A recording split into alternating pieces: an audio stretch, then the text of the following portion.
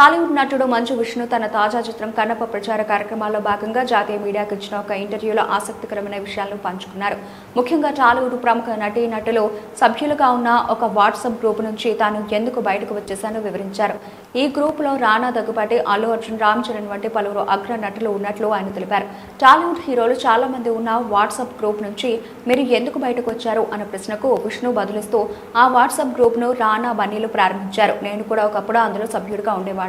అయితే ఆ గ్రూప్ లో చాలా మంది హీరోయిన్లు కూడా ఉన్నారు. దీంతో నాకు అక్కడ అందరితో కలిసి చాట్ చేయాలంటే కొంత బిడియంగా, మొహమాటంగా అనిపించేది. అందుకే ఆ గ్రూప్ నుంచి నిష్క్రమించాను అని స్పష్టం చేశారు.